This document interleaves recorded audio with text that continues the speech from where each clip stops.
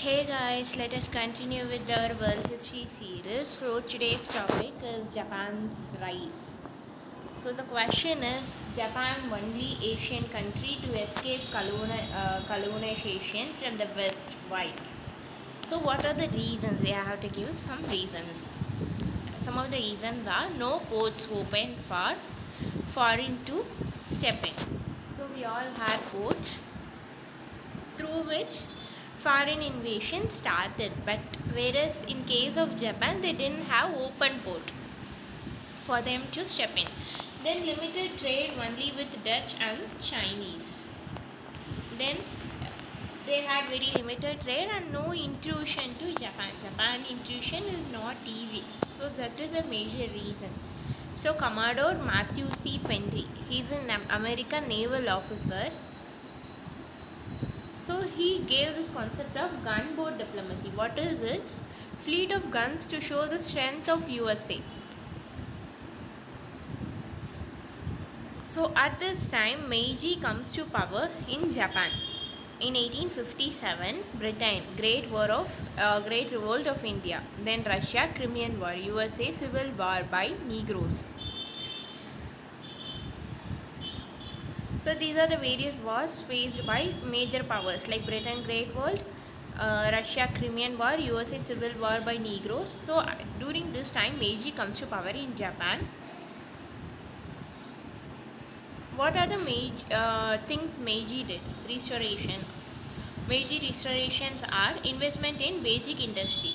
Therefore, railway, shipbuilding, communication and machinery started growing. Then mass education, acquiring Western technology like arms, etc. were done during Meiji's time. Then modern civil bureaucracy, centralized administration, rapid industrialization also happened in 30 years. So Japan laid its development foundation during this rule of Meiji. They invested in industry, education, bureaucracy, administration, everything. So this is a small map. Here China is there, Japan, Taiwan, China, Korea, Japan, Taiwan and China. The Sino-Japanese War happened in 1894. China gave Formosa and Taiwan and southern Manchuria to Japan. So Japan gained these places, Formosa, Taiwan, southern Manchuria during the war indemnity to Japan. Then which led to sphere of influence, that is cutting of Chinese melon. So these are the various happening and how Japan rise to a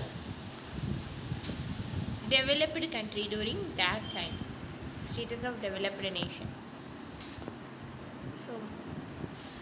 So what are the other things happening? USSR, it sent nuclear missiles to Cuba, that is Cuban Missile Crisis, 1961.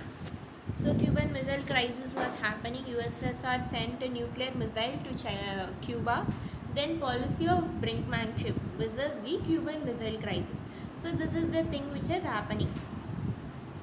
Cuban missile and then brinkmanship policy were happening. We saw these things, right? So it may even lead to nuclear war. Therefore, negotiations started. Cuban example of Cold War. So in the fear of nuclear war, they started negotiation with Cuba. China, in China we had communism under Mao, and in Indochina LCV, that is Laos, Cambodia and Vietnam.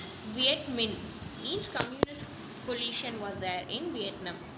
Then Indonesia, in 1950 it got liberated from Dutch. Then Ho Chi Minh, this is a Vietnam leader, mobilizes the common men against the army. Then Britain left Vietnam in 1954. France entered the territory. 20 years of war was happening in Vietnam.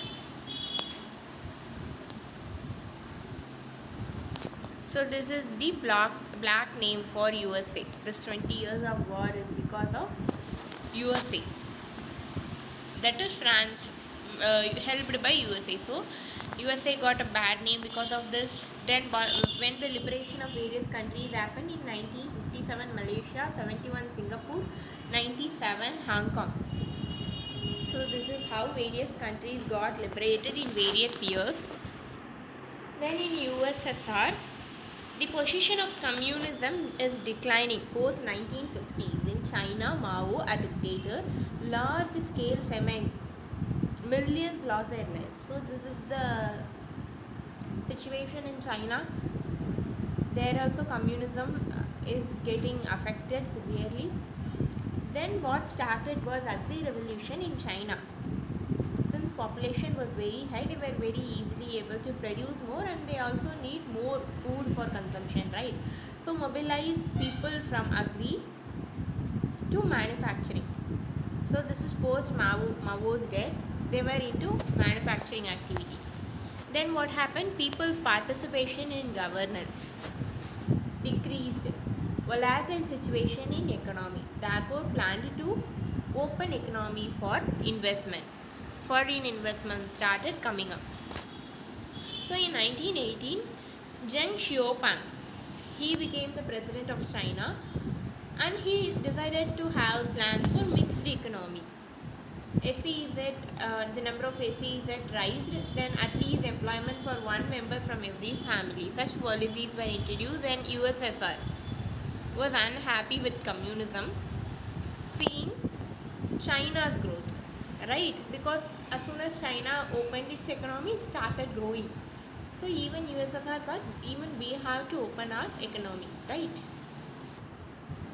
And then what happened? Russia, that is USSR revolution again started. Next president, Michael Gorbachev. So this person brings reform,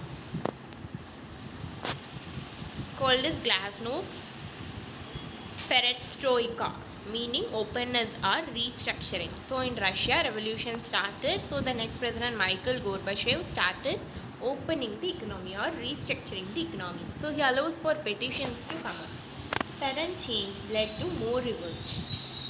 So in 1991, disintegration of USSR happened. It divided into 15 countries. In 1989, Berlin Wall also broke up by people, and Germany got united. So in the same year 1991, Nelson Mandela released, who was in prison for 27 years.